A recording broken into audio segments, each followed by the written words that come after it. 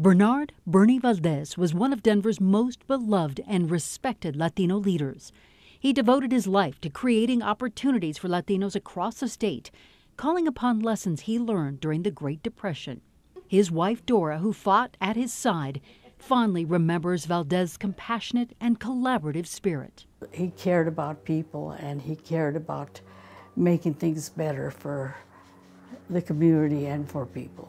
Valdez founded and was the first chairman of La Raza, the country's first Latino-based nonprofit agency. Now known as Claro, the organization was formed in 1964 in the midst of a national movement to address the social and educational needs of Latinos. He's also a co-founder of the Latin American Educational Foundation.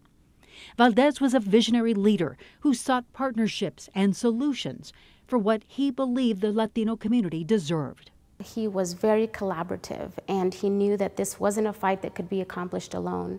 When he was advocating for the voice and the rights to education and housing for Latinos, he was building coalitions to do that. The son of migrant farmers from New Mexico, Valdez's fight for social justice began at an early age. He credited the Civilian Conservation Corps, an organization designed to help young men find jobs during the Great Depression, as his inspiration for becoming a leader in his community.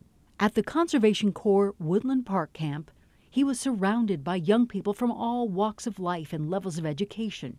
He quickly learned English and set off on a path of social service. It was pretty amazing, no matter where they came from, what their culture was, what their political affiliation was, he just loved people, and he always found the best in you.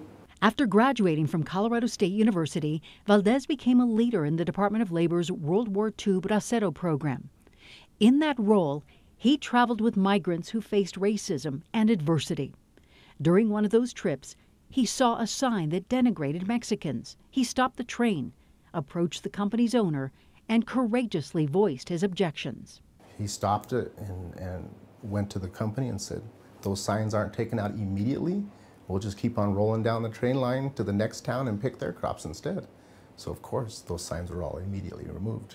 Valdez managed Denver's social services programs and served as president of the Denver School Board.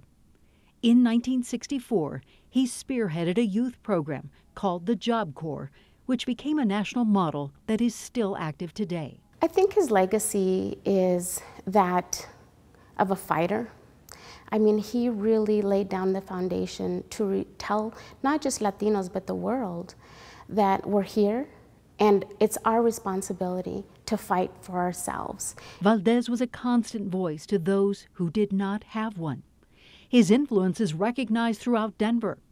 2 buildings are named in his honor: the Bernard Valdez Hispanic Heritage Center and the Valdez Perry Branch Library in North Denver. In addition, his work is celebrated annually at Claro's Bernie Valdez Awards. He loved the Western Slope.